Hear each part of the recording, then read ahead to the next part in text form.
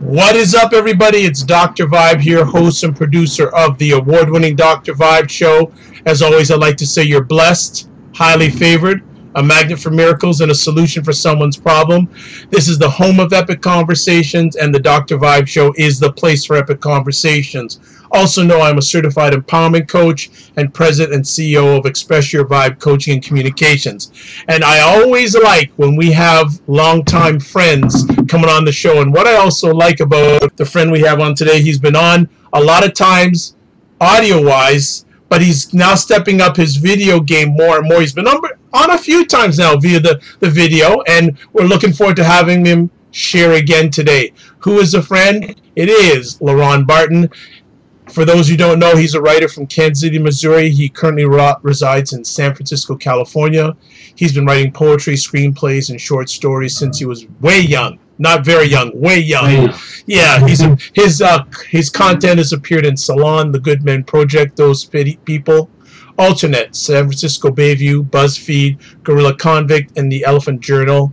His first book, Straight Dope, a 360-degree look into American drug culture, was released in February 2013. And his latest book, All We Really Need Is Love, Stories of Dating, Relationships, Heartbreak, and Marriage, is available at Amazon. But today, we're not talking about the books. Today, we're talking about another non-controversial article that LeBron has written, of course, but has trended for a while on the Good Men Project site. I think it's probably his most successful post he's ever had on the Good Men Project. I think so, man. I keep a watch on you, man. I keep a watch on you. The article's called "Should Black People Call the Police?" So, welcome again to the Dr. Vibe show, Leron Barton. What is up? Hey, what's going on, Dr. Vibe? Hey, everybody. My name is Leron. I'm a writer, freelance journalist, novelist, and just a lover of words. You know, as this great man said, out of Kansas City, Missouri. I live in San Francisco, California, and I'm just blessed to always be on your platform. Dr. Vibe, do I have to tell you the video is not coming in as sharp as it was two minutes ago? I'm good on my end. I don't know what's going on in your, but we can see you fine. Oh, all right. The broadcast is fine on our end, so no, don't. As Eric B. and Rakeem would say, don't sweat the technique. Yeah, exactly. All right, don't sweat the technique. Well, what have you been up to recently outside of writing some really good content? What's been going on? Man, I've just been reading a lot. Been doing the activism thing, or as Jonah, my friend Jonah Matrango would say, it's just a fancy word for giving a just been traveling, got back from Los Angeles, saw my really good friend Rennie. She had a birthday party. She turned 40, and just living like it's funny because I actually have a birthday this Sunday, so I'll be turning 39. So I'm like, wow, you're giving away your age, and oh my gosh, so I guess we won't hear you on Good. Do you know what time it is this Sunday? So I won't send you an email. It's all good, man. But yeah, just honestly, life is good, man. I mean, aside from the trollish comments, I mean, you can't beat that. I mean, I was on Jesse Lee Peterson's show. I don't know if you have heard of that man. Yeah, very different brother than you. And I was called everything but a child of God. So it's I mean. But look, when you, as I like to say, when you practice black self-respect and when you're uncompromising and unapologetic about the truth, you're going to get these kind of comments. And if I were a person that was not as secure in himself as I am, I would kind of wilt. But I'm staying strong. I mean, I'm from Southside Kansas City, so I mean that's the only way that I know how to do it. Well, there you go. Well, it's interesting for many individuals like yourself that are on this journey. They always say it's very challenging. I had a lady on earlier, it was about a week, almost a week ago, Nicole Gonzalez Van Cleve, and she writes a lot of stuff about Chicago. She's from Chicago, and she wrote about how the situation in Chicago is really sad. And after she had put out a book, she's put out her first book recently called Crook County. Not Cook County, Crook County.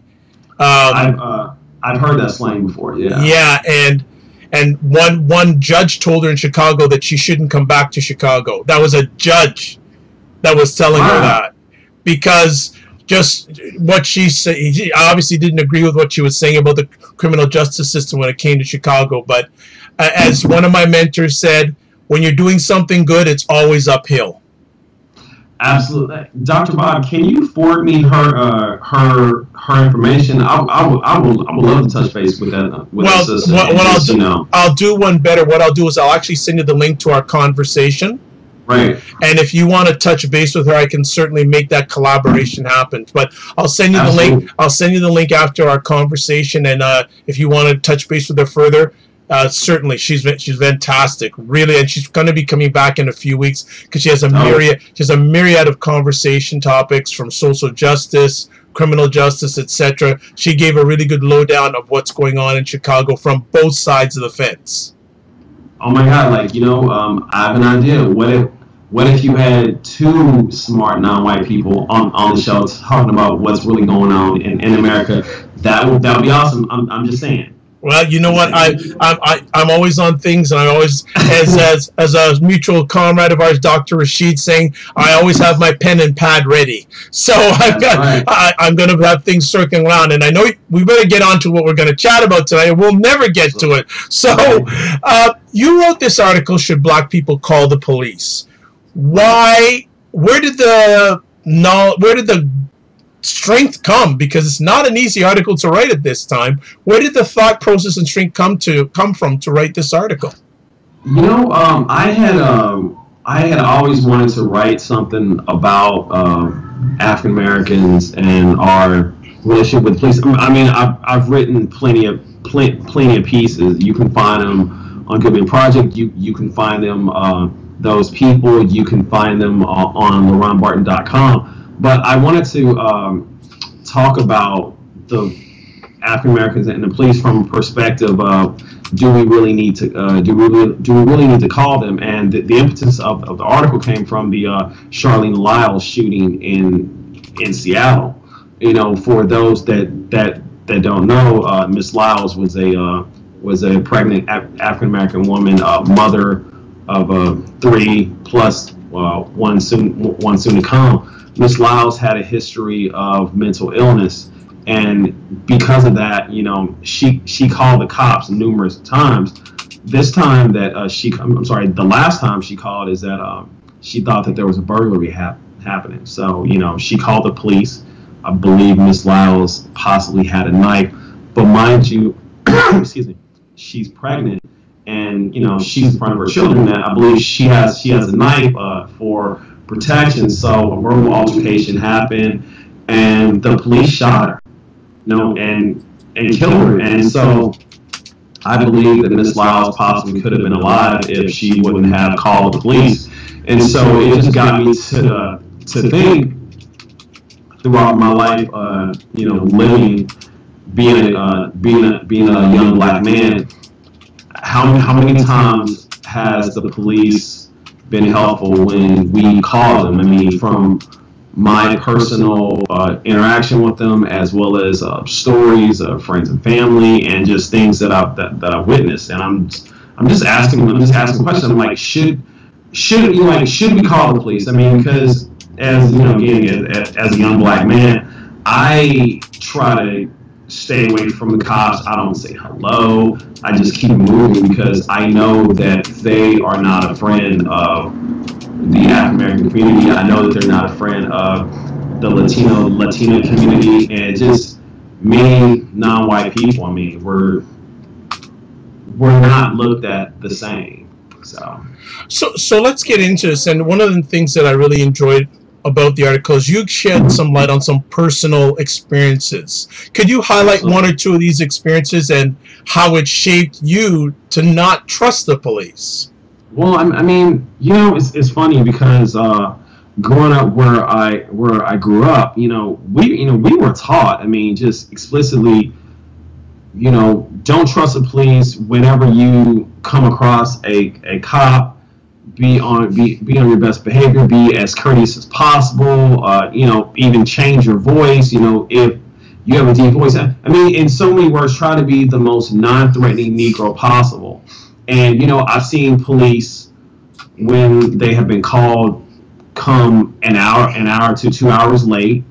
When they do come, they're so lackadaisical and or just not sympathetic. They have attitudes. They view everyone that looks like me as being hostile, as being someone that could have a weapon, and as a criminal. I mean, I remember seeing police harass black folks when I was like 12, 13 years old. I mean, just within the hood, we just knew, hey man, stay as far away from the police as possible. And I've always wondered, like, what is it like to have a non-adversarial relationship with law enforcement? Because, I mean, I've only had 2 run-ins with police that have been somewhat positive. One was when I was with my white ex-girlfriend, and the other was just a freak accident where the cop helped me change a tire. And I mean, out of those 2 things, I ran into police officers maybe about 50 times, and it's always been just where are you going? What are you doing around here? Can we search your car? Do you live in this house? Is this your car? I mean, and even if I've been a witness, cops have thought that I was the aggressor in it. So I mean, it's been one of those things, Dr. Vibe, that I'm 38. I'm going to be 39 years old, and I don't have time to try and determine if this cop is good, if this cop not. When I've had an overwhelming experience with cops being negative, and not only my experience, but people that I know, people, friends, family, people that stories that I read about. Like, I mean, it just, cops and black people, it's always going to be this negative relationship. I mean, it's, it is what it is. It's like the sun rising, it's like water is wet, and it's like ice is cold. Okay. Just want to share out some people watching our conversation live. Feel free to ask any questions, type any comments. Leron will certainly provide some response back. I want to roll back to when you were growing up in St. Louis, Leron. Did your parents give you the talk? Yeah, so okay, before you go further, some people who are watching this may not know what the talk is. So can you sort of elaborate for our audience? You and I know what the talk is, but some of our audience may not. It's funny because I actually wrote a piece that was really popular on Goodman Project called the Talk. So what the talk is that a African American or Latino parent will sit down with their child and essentially tell them that the police will not treat you the same as your white counterpart. That you could be doing all the right things and you will be looked at as a criminal. It doesn't matter how you walk, talk, dress, or act. To a police officer, more often than not, you are looked at as dangerous. And I want to say something, Dr. Bob, and this is let me just be so clear. The darker that you are, the heightened danger that they perceive you. So I'm a pretty dark guy, right? I like to say that I'm black as midnight on Broadway in Myrtle, to quote Mos Def. So I'm a pretty dark guy, so I'm already going to be looked at as a quote-unquote savage. because I mean, this is just a part of racism and white supremacy. I mean, this is something that has been passed on throughout centuries. You know, there's no secret that, you know, darker skinned blacks are looked at as more aggressive, more mean, more arrogant, while lighter blacks are looked at as, or just lighter people, period, are looked at as more attractive and or more intelligent and possibly even more reasonable. So I really want to throw that in. But to answer your first question, my mother, she talked about race to me in a very indirect way. Like, she would say, if the police pull you over, just be calm. Make sure that your hands are on the steering wheel, that you can see them. Don't make any sudden movements. Just try to make the cop as relaxed as possible, and you be relaxed, and you look him in the eye. I remember this clearly because she would say, always keep eye contact with the police officer. And then there was things such as, you know, be careful when you drive into these little towns, because they have their own law. And of course, you know, be home when the street lights come on. That's going from a sort of a sundown town. And if your audience doesn't know what sundown town is, that it's a law in certain towns stating that when the sun is down, Negroes have to be in the house and off the street, because if you're not off the street, then you could be arrested and or beaten and or lynched. So, okay, isn't it interesting that we are in 2017 and black parents still have to give the talk? What does that tell you about policing and blacks? It tells me that the police are doing exactly what they've been designed to do, which is to oppress black and other non-white people. You know, for anyone that doesn't know this, and I just want to say, anything that I'm saying can be researched, can be Googled. Some parts of, like, some facets of law enforcement started out as slave catchers, and if you Google slave catchers, I guess what you call it, badge, or it looks very similar to a sheriff's badge. So I mean, not just using that alone, nothing has really changed.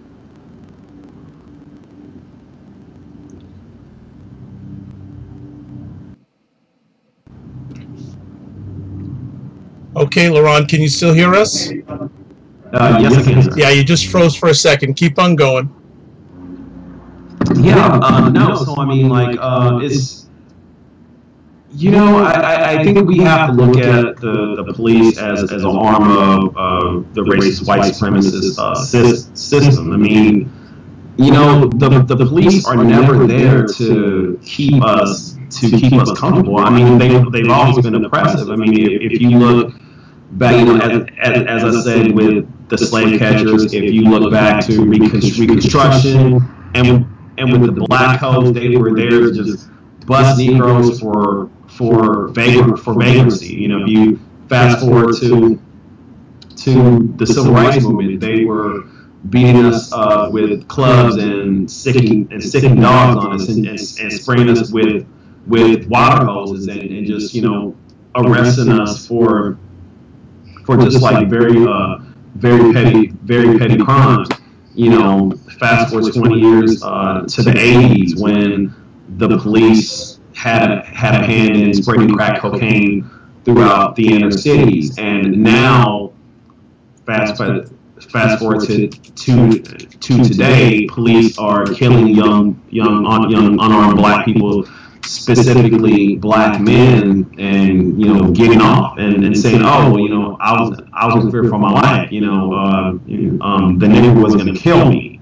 I mean, it's one of those things where it's you know, to reference Dr. Rashid, he often talks about a writer by the name of Derek Bell. And Derek Bell, he has a theory called the permanence of racism, which what that means, Dr. Bob, is it's not that racism is 100% permanent. It just means that there's always going to be a form of racism around, and that to quote Dr. Tommy Curry of Texas A&M, racism bursts, so it's constantly moving. It's constantly moving. This is actually explained very well in Michelle Alexander's groundbreaking book, the new Jim Crow, how racism, and specifically with the police, how it's taken many shapes. And so this is just the latest, shall I say, incarnation of how the police are used to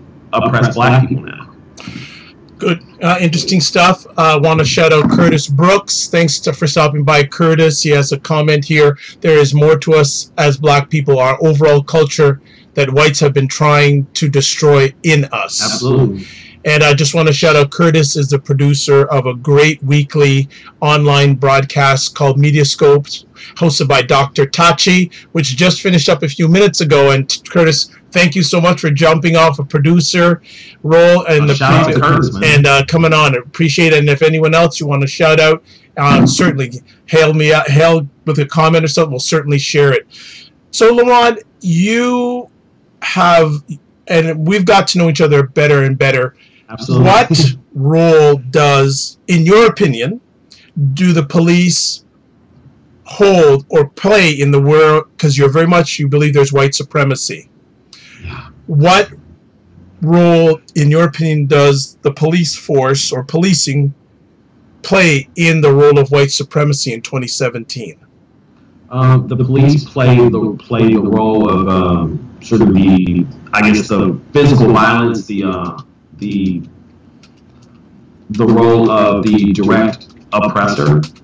I mean, you have different facets of it, right? Like you have housing, you have mass incarceration, you have education, you have employment labor, and what the police do is that the police just physically harm you.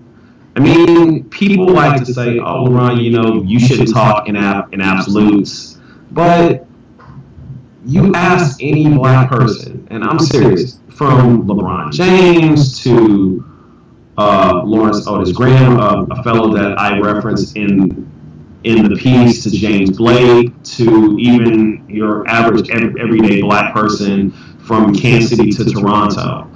I guarantee you that they have minimum one story of a negative interaction with the cops.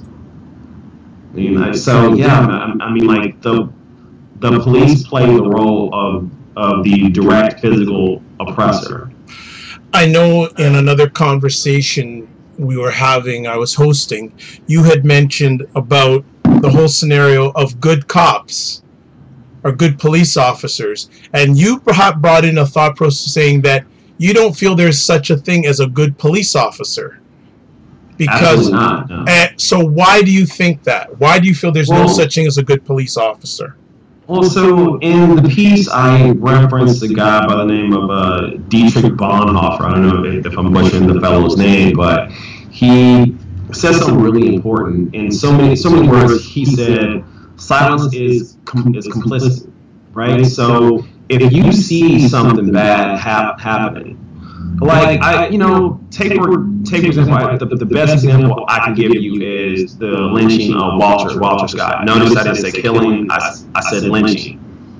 Walter Scott was lynched by Michael Slager, shot him in the back, right? So now there were two cops on the scene. The other cop, and unfortunately, he was a black man, but we live in a system of racist and white supremacy, and so there's always been black people that have aided racists, right? So the black cop comes to the scene, and the black cop attempts, or he or Michael Slager attempt to put a taser next to Walter Scott's body, right? So now that proves that if that black person was a good cop, he would have been like, "Whoa, what are you doing? This is not the right way to do it." But instead, he tried to aid him in covering up a murder. the thing about it is, to quote David Banner, all the cops know who the bad cops are, right? I mean, it's just like you're at a job, and you know who's slacking, you know who's slacking off, you know who's skimming money from the accounts, who's showing up late, but the thing about it is like none of these cops and no black cops in mass come together and decry the bad cops. So by you not saying anything, you're basically saying within your silence and your non-action that you're okay with that. If I sit up here and if I let someone say homophobic stuff without me checking them or without me just saying something, then it means that I'm okay with their behavior. So that's why I say, man, like until I see a mass exodus from the blue wall silence, I'm thinking all cops are bad. I mean, that's just the way that I look at it. Okay, point taken. Curtis Brooks again is commenting saying silence is complicit. He agrees with what you're saying. Give us, like, have you had any chance to talk with policemen outside of an incident? Yeah. Hello. How are you doing? Have a great day. I mean, look, not to be flippant, but I never really had a very substantive conversation with a cop because Okay, so have you ever been treated respectfully by a policeman? Twice. Once with my white girlfriend, okay, and once, due to he just, I don't know, like maybe like the cop felt bad for me being a stranded motorist. But I mean, recently I was walking and I just missed the light, and this cop runs up to me and he's like, blah blah blah. I need you to give me your ID. I need you to stand right there. He's citing me for jaywalking.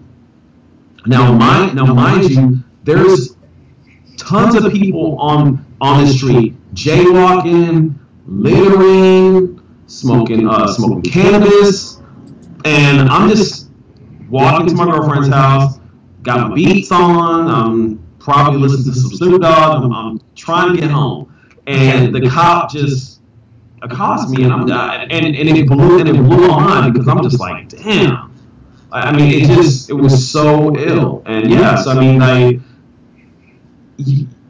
honestly, Dr. Bob, I don't think that I'm really interested, because it's going to be nothing but just excuses and just obfuscating why black people are being killed at a very fast rate, and you can have the people that say, oh well, white people are killed by police more than black people. Well, that's because white folks encompass a large part of the population of the United States. But in San Francisco, 49% of all of their felony arrests are from black people.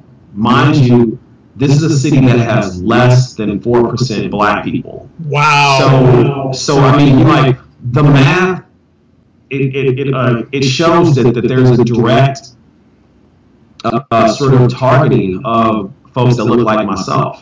So okay, so I'm going to parking lot that point just for a second, but I'd like to get my friends and audience engage as much as possible. Curtis Absolutely. Is saying here, from the beginning, blacks have been pitted one against another. It has become second nature for many blacks and black cops to side with the oppressor. I mean, look, man, like there's always been black people who look. So what we have to understand is that black people are victims of racist white supremacy, right? And I've said this on your broadcast before, Dr. Vibe. black people and just racist white folks, it's like an abusive relationship, right? I'm sorry, it's like an abusive relationship. So there's a great quote from the movie Gangs in New York, and it goes something to the effect of, "It's very warm under the dragon's wing." So when I see black people just, I mean, you know, being lack of a better term, being slave catchers and just simply not sticking up for other black people when they're arrested. I mean, I have to realize that they are victims of racism and they're doing what they can to survive. I don't think it's right, but I understand it because, hell, man, like in an abusive relationship, you're gonna do what you can to not get hit, right? Right. So, like, you know, you're gonna walk on eggshells. You're gonna make sure that person's dinner is extra crisp and got the. I hope they're not coming for you, man. No, you know, then I actually turn off the stove, so good take. So you know, I think that there are a lot of people that will, you know, do what they can to not be victimized, man. And you know, I don't knock black people for joining the police department. Some black folks feel like that they can change things from within, but me being a young boy from Kansas, Missouri, who would, you know, go to the country, we all know that when a tree is rotten from the root, you gotta chop it down. You gotta simply like pull. You gotta simply pull it up. You can't repair it. So. Excellent. And you know what? You're in very strong company tonight. Also joining us is Dr. Marvin Thompson, who is a regular contributor on the Dr. Vibe Epic Conversation, and who actually in a little under 2 hours is going to be joining myself and Jazz Keys on a wonderful epic conversation. And the title of that conversation is Education Still the Great Equalizer for Blacks? So that's coming up. But Dr. T is saying engagement with law enforcement on a casual basis is risky, as the intent of engagement is to pursue criminal charge rather than community engagement. Black self-respect.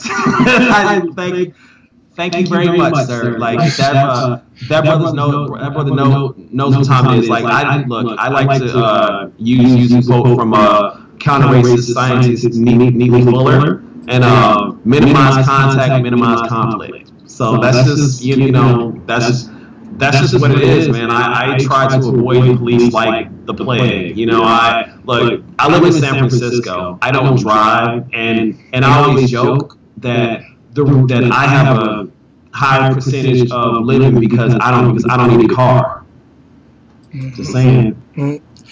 I want to get back to these statistics. You were saying that 49% of what was it? The arrests? Yes, sir. 49% of felony arrests. 49% of felony arrests are people of color, where there's only blacks, and they're only 4%, and they're only 4% of the population. You know, some people say 3. I like to be a bit more hopeful, so I'm going to say 4. I mean, just 3 just seems like, damn, like, you know, they're just exterminating us. I mean, or they're just forcing us out. So I like the even number. Well, okay, so let me ask you something. What in the black community of San Francisco, are they unified that this is an issue? Is there divisiveness that there is an issue? Man, so the main reason why is that you know, as you know, gentrification. You know, it's a what I like to call a tidal wave that's just destroying everything in its path, and just, you know, unfortunately, I don't think that we can do anything about it because we live in a capitalistic system that only values money. You know, when people are landlords, and I was telling this with a friend of mine. You know, he's a homeless advocate, and he's, you know, anti-gentrification. I was telling him, I'm like, look, fam, if I buy a property I'm trying to make money. I'm not trying to I'm not trying to preserve feelings. I'm not trying to, be friends. I'm doing this as a means of income. And so what's happened, Dr. Bob, is that with the infusion of tech capital, a lot of these workers are able to pay so much money for rent. And so a lot of these historically black neighborhoods, they're being pushed out. The landlords are selling, new landlords are buying a property, and they're just ratcheting up the rent. And so these people who've been living in these places for, several decades, they can't afford to, pay the rent. Now, you can say that they should have bought, which, I kind of see that, but at the same time, and I know that loans and capital just aren't readily available to black people. So this is happening in neighborhoods like the Fillmore. This is happening in Western Addition, and it's starting to creep up into a black neighborhood called the Bayview. Now, there's also a neighborhood called the Mission, which is, in my eyes, the ground zero for gentrification. If anyone knows anything about the Mission, it's a historically Latino neighborhood, and there's just gentrification is just ripping that neighborhood apart. So, yeah, so I mean, that's why we have such a low percentage of black families in San Francisco. Is just because, I mean, dude, like, who can pay $3,000 for a one bedroom and you're only making $40,000-$50,000 a year? That's impossible. The math doesn't. It doesn't add up, because $3,000. I mean, that's $36,000 a year. So I mean, you have to. I believe to get that apartment, you got to make at least 2 to 3 times a month, and a lot of people, unfortunately, that have been living here, they just don't have the means to pay that. Understood. I just want to, and it's coming as our time's beginning to wind down here. Sure, yes, but one of the wonderful friends I've had on the Dr. Vibe show recently, James Foreman, wrote a very good book, James Foreman Jr., and he basically outlines that.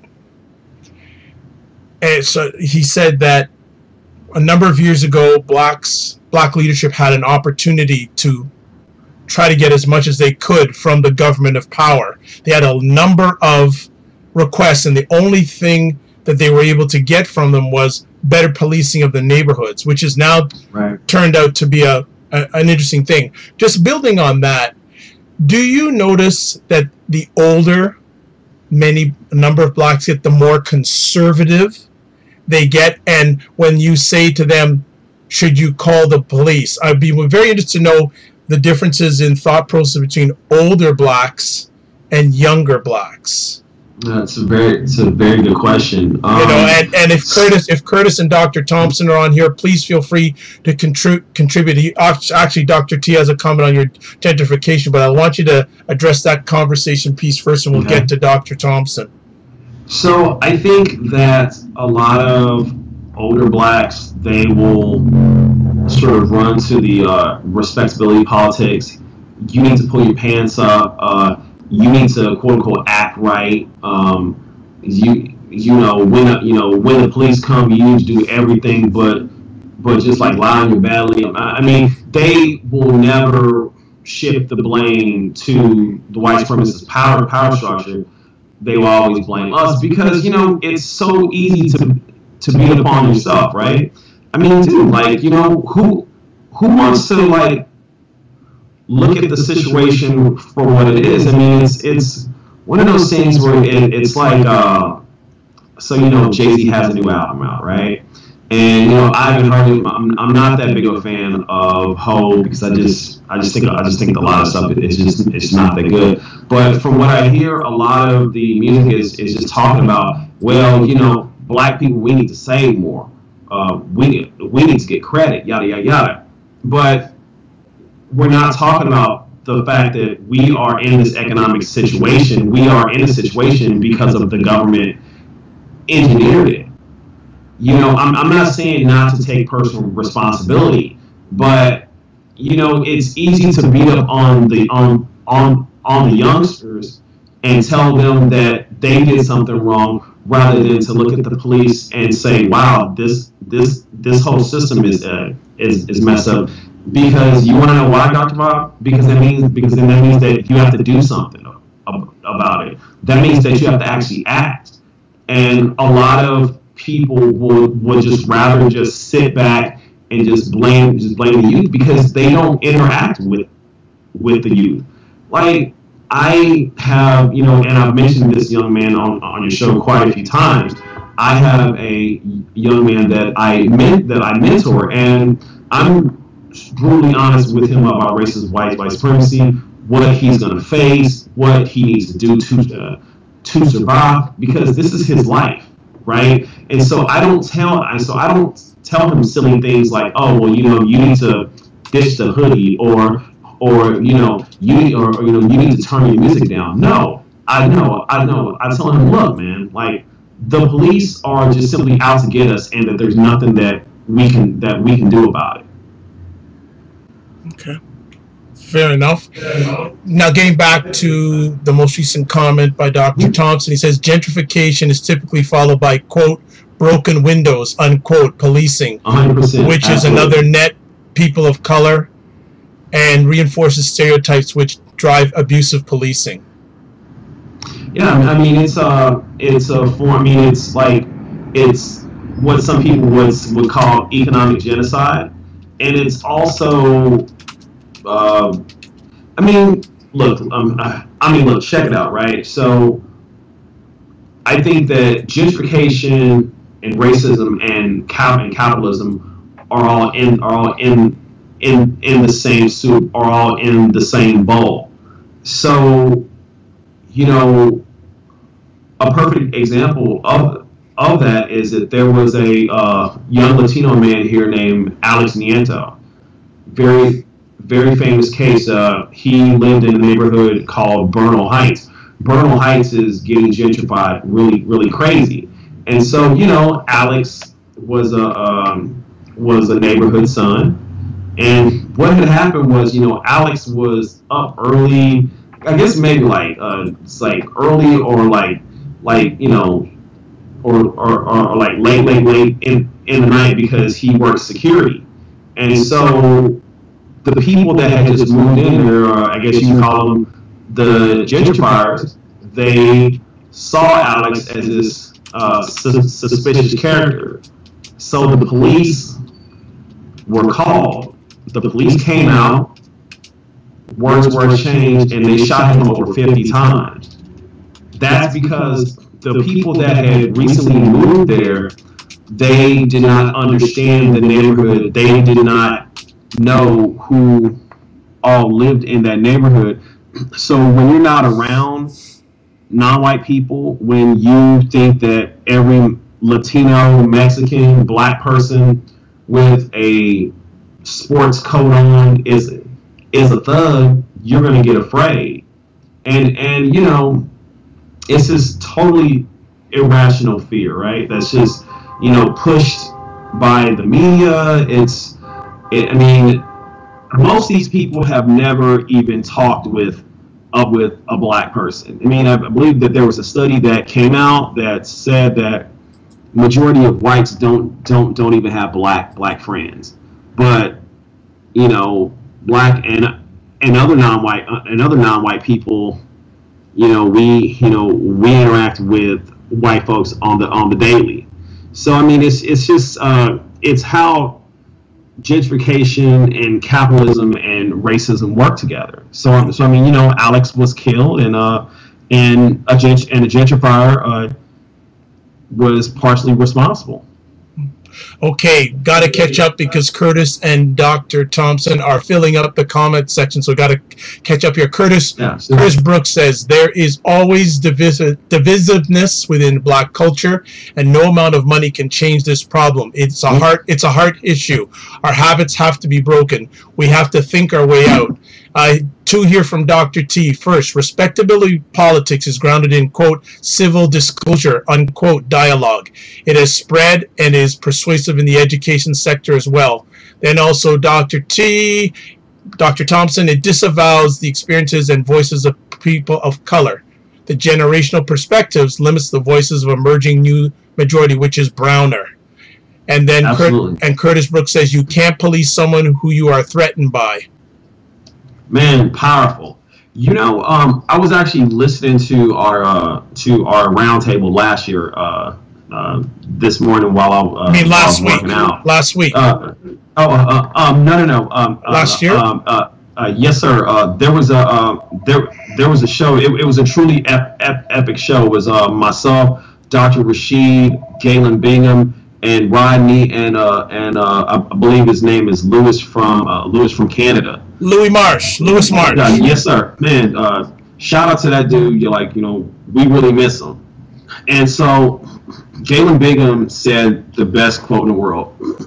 he was having a conversation with his father, the talk, and his father told him, you know what, son, you can be right, but you can be dead right. And what I took from that is that if you look at Philando Castile, he was right. Philando Castile didn't do anything wrong.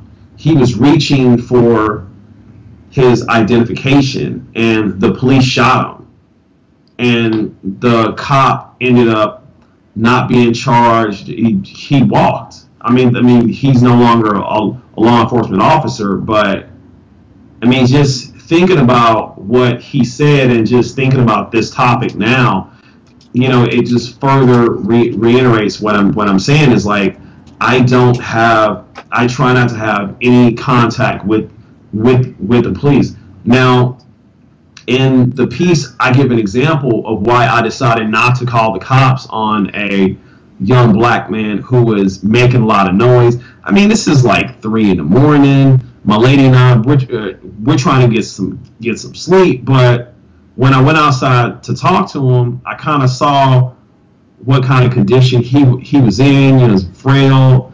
I believe he obviously had a mental handicap. And who knows what would have happened if I would have called him. I mean, if I'm saying we have to limit our contact with the police, then I've got to walk it like a talking. Now, if someone's attacking you, if you are under dire straits, I mean, if you're in danger and if you have no other option, call the police. My piece is not saying to totally abandon, contacting the police if you're in danger. My piece is just simply posing a question: is that a smart move? I mean, like, because I mean, you never know. Excuse me. That could be the end of us. So let me ask then: do you believe in black communities, black environments policing themselves? Absolutely, 100%. Not only that, but someone had brought up, well, what if we have police living in the neighborhoods that they police? And I don't really know how I feel about that. Like, there's no data that has shown that to be effective. But at the same time, I mean, it makes sense, being that if you know somebody, if you've broken bread with them, if you've been around them, then maybe you'd be let out to shoot. But then again, that doesn't sound true, because white people have lived amongst black people forever, and they're still aggressive towards us. So I kind of go back and forth on that. Like anyone, I'm trying to figure out the solution, Dr. Bob. Do you have any other solutions that you have thought that may be helpful to this issue, or right now is community policing the best one you see that can be enacted? I think community policing is it, man. I mean, I think that a lot of conversations, a lot of confrontations, disagreements can be dissolved with a conversation. You know what I mean? I mean, you know, like example, you know, what happened with me. I just went outside. I just had a civil conversation with a young man, and everything cleared up. Now, you know, again, if someone's attacking you, and if you know you can't defend yourself, then by all means, you know, contact the police. But I guess I'm just for having more options than dialing 911. You know what I mean? Like there's got to be a better way, because to quote 50 Cent, the cops are just there just to clean up the mess, or the cops escalate. They never de-escalate in our neighborhoods. And it was something that one of the men on the panel said, is that for some reason, I believe it was Mr. Bingham, he said that, you know, the cops know how to de-escalate things in white neighborhoods, but for some reason those skills get left behind when they come into a black neighborhood. So, you know, just think about that. Okay. That's all that I'm asking. No problem. Well, as we wind down the conversation, I'm going to give you ask you to provide a message to 3 different groups of individuals. The first individual I'd like you to speak out to is, what is your message to the police?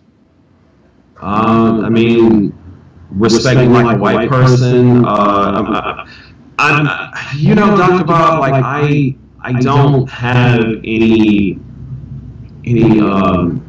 hope that the police will treat me. Really? Like, you know, I hate to use the word fair, because because with this racist connotations behind it, but I don't expect them to treat me fair. Okay. You know what I mean? Like I mean, it's just there's been centuries of just ill treatment towards my people that I like to look at this from a very logical way, and being logical, Dr. Bob, I just assuming that, you know, it's going to be a less than favorable confrontation. Okay. What is your message in regards to this subject to those who are not police, who are not black, or not of color? I would say shut up and listen to non-white people when we tell you about our experiences with police. You know, for some reason, white people tend to not believe us, and you know, that's just simply it's because of racism, white supremacy, but also because they just have a different relationship with the police. The police are their protectors. You know, there's a reason why that there's not a white Tamir Rice, or a white Jonathan Farrell, or a white Alton Sterling, a white Eric Garner, a white Mike Brown. Because the police systemically don't see white people as threats. So what I'm saying is that don't gaslight, which is, you know, another of my pieces. Gaslight, don't do it, and just listen. Don't try to say, oh well, maybe you were doing this, maybe you're doing that. No, like, dude, this is our lived experience. Just listen, take it in, and do what you can to support us. Excellent.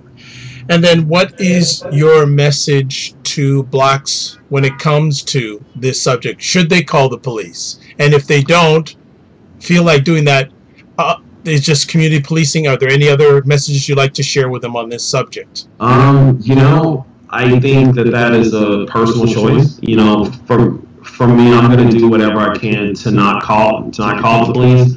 I don't want to be indirectly responsible to another black person hurt and or killed, because I know from personal experience, I know from others' experiences, I know from reading, I know from historical events that the police and black people, it's just the contact more often than not is gonna end up bad. And you know, I do think community policing is the way. You know, I think that, you know, we need to respect one another. You know, I think that we need to, you know, I think we need to get to know each other. I mean, like, the first thing in community policing is community. So I think that if we were closer and just, I mean, it's just like one of the fellows commented, man. I mean, like, black folks have always had divisiveness. So I mean, it's something very tough to get over and to overcome. But, you know, I have confidence in us though. So basically, if I'm paraphrasing, each one of those groups got some work to do. Absolutely, man. I mean, like, you know, and just black people, you know, we should just be worried. We should just be worried about, you know, helping ourselves in that. I mean, like, we have to stop trying to convince others of our pain, because it's very visible. I mean, people can see it. So it's just that they have apathy, or they just want to deny it. So let's just keep moving. Like, you know, when I talk to him, I want to give him all the tools possible so that he can survive. You know, I'm not telling him to play the respectable Negro, because at the end of the day, they're gonna get it too. You know, like, I mean, there's nothing. We're not doing anything wrong, right? And again, to quote Galen Bingham, we cannot articulate "Don't kill us" any better than we already have. Final words, Leron Barton. Great epic conversation night. And Curtis Brooks has one thing he says. I think the operative word is history. They will never change. I believe what he's meaning is police will never change. Absolutely. And also he said, well said, Barton. So, Leron, as usual, you have knocked it out of the park as always. Thanks so much for taking time out of your positive, productive schedule. If people want to touch base with, actually, one last thing. What has the reaction been like to this article? You know, it's 70% positive. I mean, you know, I've gotten a couple people saying, "Oh, you know, this is just garbage. This is silly. You need to go back to Africa." Or, you know, of course the usual white supremacist comment, "What about Chicago?" So I mean, it's you know, I write pieces like this for black and other non-white people. I mean, you know, white people want to read it and they agree. That's fantastic. That's dope. If they don't agree, I mean, well, I'm just not surprised. I mean, because I'm not writing it for you. And the reason why that I say that, Dr. Bob, is because my lived experience is different than yours. I mean, when I write about stuff like I have a piece coming out, and it's about finance, and it's about how I just dug myself out of, you know, having bad credit and this, that, and the third. That's for everybody, right? So you know, everybody can dig that, because so many people across the spectrum are bad with money, even though race has an impact to that. Nevertheless, when I write pieces like this, I'm talking to young black boys, I'm talking to young Latino boys, young black girls, young Latinas. I'm talking to just people who are just targeted by the system. So, you know, I just, as the great Malcolm X said, I just want to make it plain. All right. And Curtis Brooks has left us with an African proverb, quote, "Until the lion learns how to write, every story will glorify the hunter," unquote. That's damn man. You know, this brother's sharp. He needs to be on. Do you know what time it is? Yeah, I'm gonna reach out. Brooks, please. Yeah. Curtis, if you'd like to, when you have time to jump on the Sunday night live audio conversation, let alone you've already got your invitation from Leron. So there you go. Leron's invited you into the bull. Well, I won't say bullpen because that's Dr. T's show. Into the circle, in the black thought leader circle. Absolutely. Thanks again, Leron. How people can touch base with you? Yes, sir. You can go to my website, www.leronbarton.com. It's LeronBarton.com. You can also find me on Twitter at MainlineLeron, and I also have a professional writing page, Leron L. Barton. I'm always looking for good conversation, comments. If you like something, if you didn't like it, please let me know. Just keep the nasty language and just, the racial slurs and just, I mean, I don't mind if you say that I have a big head or if I stutter too much, whatever. But just let's just kind of keep those comments to the minimum.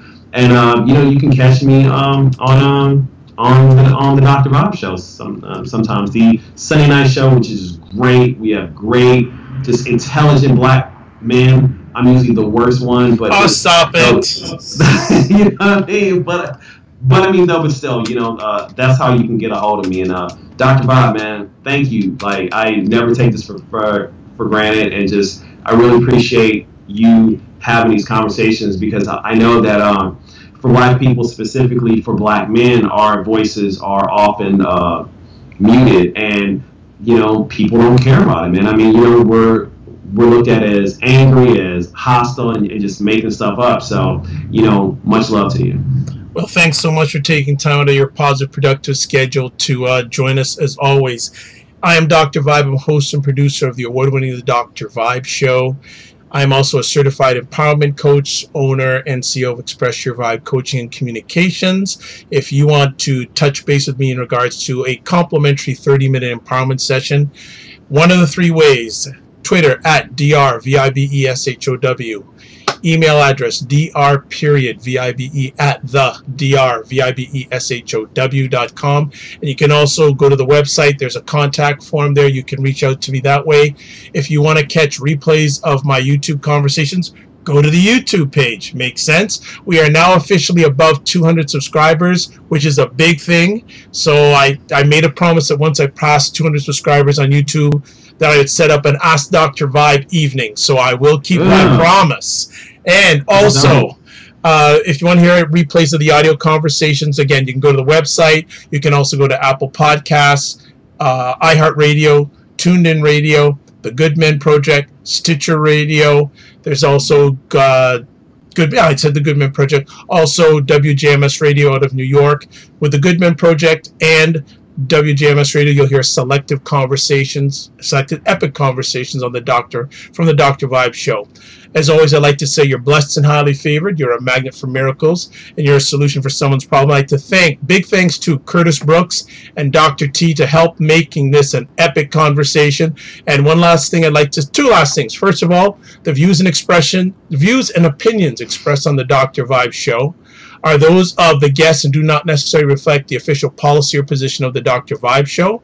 Any content provided by our guests are of their own opinion and are not intended to malign any religion, ethnic group, club, organization, company, individual, or anyone or anything. And one last thing, sometimes you have to get smaller to get stronger. Thanks for watching live. Thanks for watching the replay. And coming up at 9:30 tonight, myself, Jazz Keys, Dr. Marvin Thompson, is Education Still the Great Equalizer for Blacks? Right here, 9:30. And Leron's already shaking his head. So Leron's opinion, but we want you to come on and give yours. So 9:30 Eastern Time tonight. Make it happen. God bless.